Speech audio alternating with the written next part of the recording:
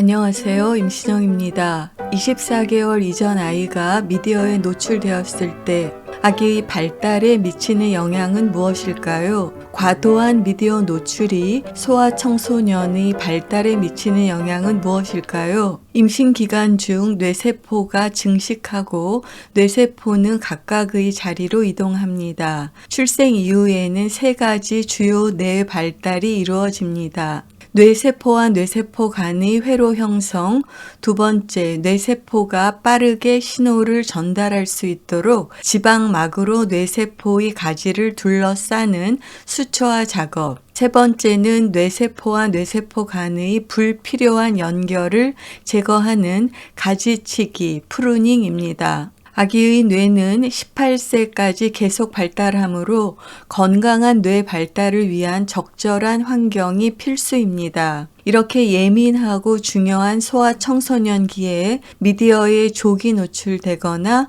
과도하게 노출되면 소아청소년 발달에 어떠한 영향이 초래될까요? 유아용 미디어 프로그램의 진행 속도는 현실의 실제 상황에 비해 속도가 매우 빠릅니다. 속도가 빨라야 영유아가 집중하여 계속 볼 수 있기 때문입니다. 발달 중인 뇌가 현실에서는 제공할 수 없는 과도한 시청각 자극에 조기에 그리고 장기간 노출되면 현실 세계의 낮은 자극에 대해서는 주의를 기울이지 않거나 덜 할 수 있다는 보고들이 있습니다. 조기에 과도한 시청각 자극을 줄 때 아동의 발달에 대한 영향을 연구한 보고들이 있습니다. 첫 번째 소개할 연구는 쥐를 대상으로 한 연구입니다. 생후 2개월 쥐는 사람의 18세에 해당한다고 합니다. 즉 소아청소년기 어린 쥐에게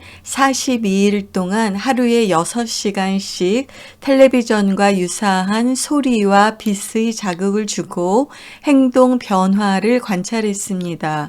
첫 번째 실험에서는 넓은 공간에서의 쥐의 행동을 관찰하였습니다. 쥐는 넓은 공간의 중앙보다는 변두리 구석에 있는 것을 선호하는 특성을 갖고 있습니다. 일반적인 환경에서 자라난 대조군 쥐들은 넓은 공간의 변두리 구석에서 움직이는 정상적인 행동을 보였습니다. 반면에 과도한 자극에 노출된 쥐들은 변두리 구석뿐 아니라 넓은 공간의 가운데까지 나왔고 또한 더 많이 움직이는 과잉 행동을 보였습니다. 두 번째 실험에서는 미로에서의 쥐의 행동을 비교했습니다. 미로는 벽이 없어 추락 위험이 있는 미로와 벽이 있어서 추락 위험이 적은 두 가지 미로가 제공되었습니다. 대조군 일반 쥐들은 벽이 있는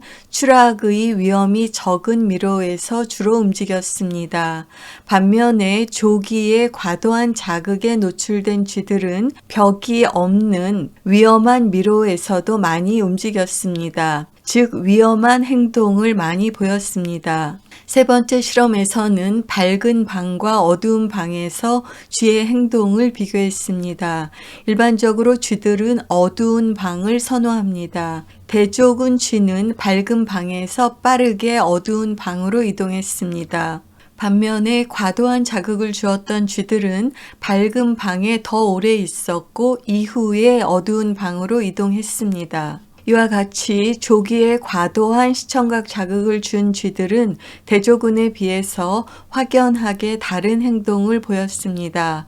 유사한 연구들을 종합하면 조기에 과도한 미디어 노출은 사람에서도 주의력에 부정적 영향을 줄 수 있고 과잉 행동을 유발할 수 있습니다. 미취학 아동의 인지에 대한 영향이 보고되었습니다. 작업 기억은 짧은 기간 동안 정보를 유지하고 조작하는 능력으로 문제 해결, 의사결정과 일상적 활동의 필수적인 인지 기능입니다. 예를 들면 신발끈을 묶는 방법을 말로 설명하고 직접 묶는 것을 보여주면 아기는 이것을 관찰하고 기억해서 스스로 신발끈을 묶는 데 이용하는 것이 작업 기억의 한 예가 되겠습니다. 한 연구에서는 권장 시간을 초과하여 노출된 아동의 작업 기억을 비교했습니다. 결과는 미디어에 과도하게 노출된 아동들의 작업 기억이 더 저조했습니다. 그리고 노출 시간이 많을수록 작업 기억이 더 낮았습니다. 즉 조기에 과도한 미디어에 노출되면 인지의 중요한 부분인 작업 기억의 발달에 부정적 영향을 줄 수 있습니다. 또 다른 연구는 4에서 6세 아이가 과도한 영상에 노출되면 언어와 인지 발달이 저해됨을 보고합니다. 4에서 6세의 언어와 인지 발달이 저해되면 이후 학교 생활에 부정적인 영향을 줄 수 있습니다. 소아청소년이 미디어에 오랫동안 노출될 때 소아 비만이 증가한다는 보고들이 있습니다. 특히 취학 전 아동들이 미디어에 많이 노출되면 비만의 위험도가 증가됩니다. 미디어를 통해서 음식 광고에 노출되어 아이들이 더 많이 먹을 수 있습니다. 또한 미디어를 보는 중에는 포만감을 덜 느껴서 비만이 증가할 수 있습니다. 또한 비만과 함께 우울증 발병이 증가합니다.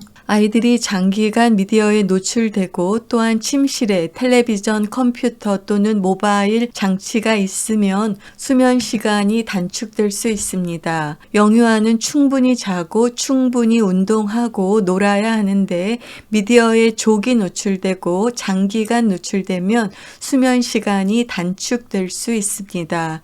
미디어의 자극적인 내용이 유아의 수면 단축을 유발할 수 있습니다. 또한 스크린에서 방출되는 블루라이트가 수면을 유발하는 멜라토닌의 생성을 억제할 수 있다는 보고도 있습니다. 따라서 미디어에 영유아가 조기 노출되거나 장기 노출될 때 수면 단축이 올 수 있습니다. 또한 인터넷 등에서 제공하는 정보 중에는 부정확한 정보가 있으므로 이 또한 미디어의 위험이 될 수 있습니다.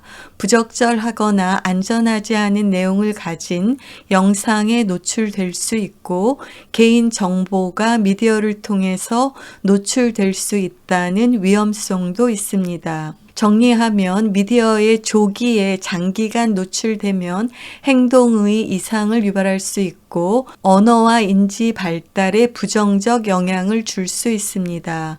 소아 비만이 증가하고 수면 시간이 단축될 수 있습니다. 또한 부정확하고 부적절한 안전하지 않은 내용에 노출될 수 있으며 개인정보 노출의 위험이 증가합니다. 미디어의 긍정적 효과는 무엇일까요? 세서미 스트리트와 같은 양질의 텔레비전 프로그램은 3에서 5세 아이들이 인지, 독해력, 사회성 등을 향상시켰다고 합니다. 또한 여러 나라에서 아동의 건강과 발달을 다루는 양질의 프로그램이 계속 제작되고 있습니다. 이러한 프로그램을 통해서 소아 비만을 예방하거나 어려운 일이 있을 때 포기하지 않는 회복 탄력성에 관한 내용 등을 제공할 수 있습니다. 또한 미디어를 통해 조기 학습을 할 수 있습니다. 새로운 생각과 지식에 쉽게 그리고 빨리 노출될 수도 있습니다. 또한 미디어를 통해서 직접 가지 않아도 사람들과의 사회적 접촉이 가능합니다.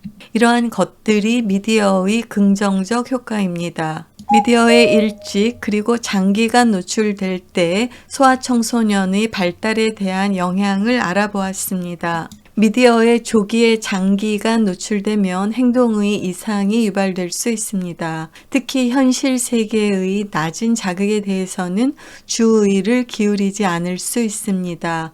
언어와 인지 발달에 부정적 영향을 초래할 수 있습니다. 소아 비만이 증가하고 수면 시간이 단축될 수 있습니다. 부정확하고 부적절하고 안전하지 않은 내용에 노출될 수 있으며 개인정보 노출의 위험이 증가합니다. 미디어의 긍정적 영향도 있습니다. 따라서 소아청소년의 적절한 미디어 사용이 중요합니다. 감사합니다. 임신영이었습니다.